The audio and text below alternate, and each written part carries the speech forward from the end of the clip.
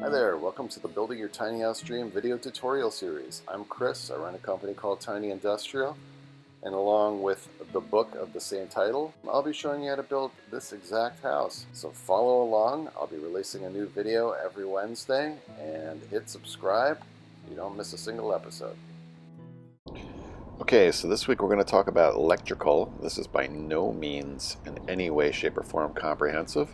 I'm just going to show you how I run some of the wiring because it's right around this point of the build where you're going to want to do that before you start to close up the walls and make your life that much harder in terms of doing so.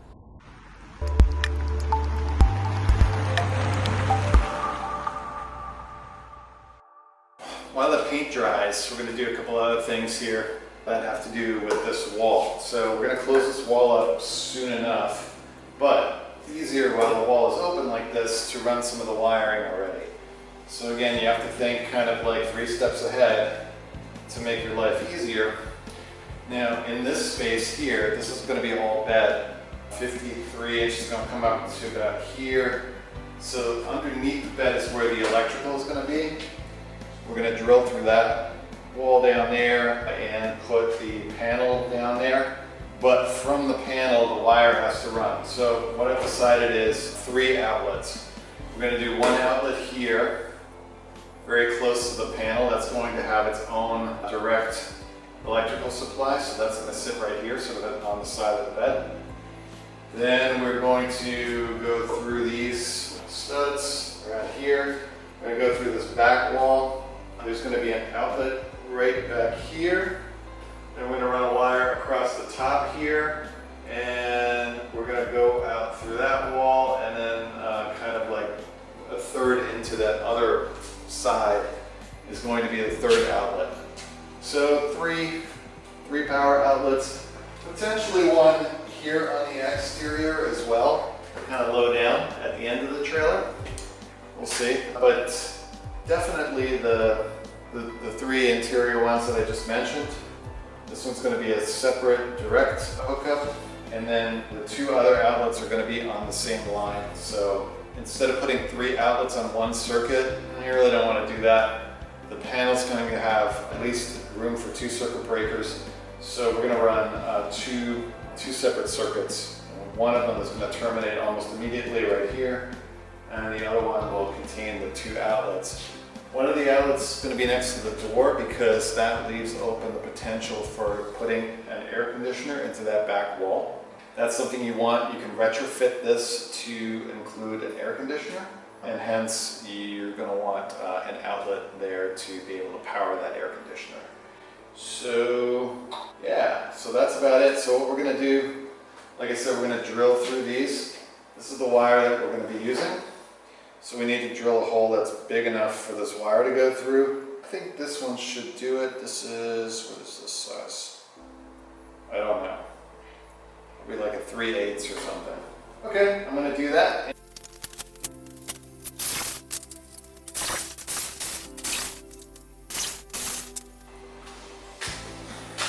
Alright, that's it. It's pretty easy. Just a couple holes through the bottom pieces there.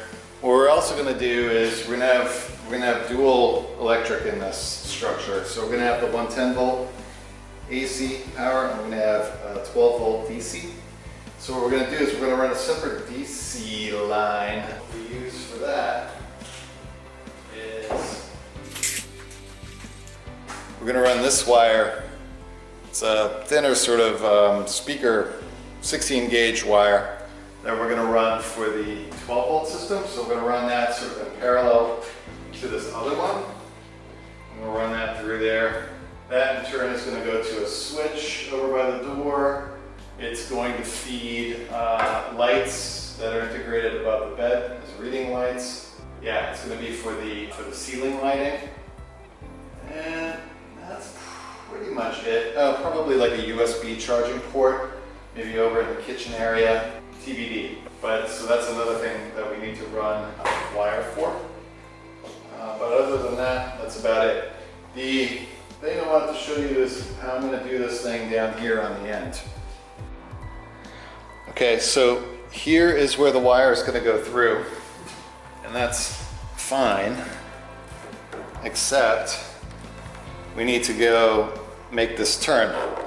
And there's no room for the wall and the wire to be in that same place. So what I'm gonna do is I'm gonna notch this out, provide sort of a channel for this to go through. Now I could try to drill this, but I don't think that's gonna be highly successful. Then you're gonna have trouble making this turn once you get to the end.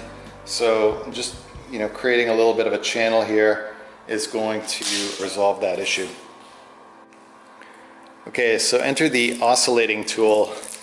This is one of my personal favorites for situations like this, because there come those times when you're just faced with like, how am I gonna do this? And more often than not, this oscillating tool is the answer. Now, can you build a tiny house without this tool? Absolutely you can. It is not a requirement. But how it works is when you turn this thing on, this blade here will vibrate back and forth very quickly. And that vibration moves this saw blade edge up and down very quick. And whatever you touch that saw blade to will be sawn away. So that's what this is used for, and that's highly useful for this type of cut where we're looking to just create sort of a channel. You could use a chisel for this, certainly could do that. That would probably be my second choice, but my primary choice is this.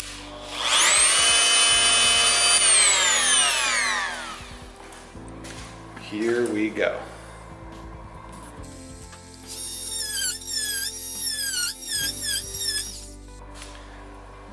And there is a great example of why having the right tool makes the job a lot easier. So now it's going to be dead simple to make this turn and to find a home for this wire. So the wire will reside right in there. That is completely flush with the exterior, so the wall can go up against that. So they sell these plates where you can put a plate over this. It's a metal plate, which will avoid you inadvertently running a screw through here, because you definitely don't want to do that. You also don't want to shoot a nail or anything like that through there. So I may add that. Do I have one of those lying around? Let me see. I do. So what I would suggest doing here is just adding in a plate like this, maybe on a bit of an angle, and that just helps protect that wire from any kind of exterior intrusion into it. But that's how we're going to do that. So oscillating tool did a great job of that.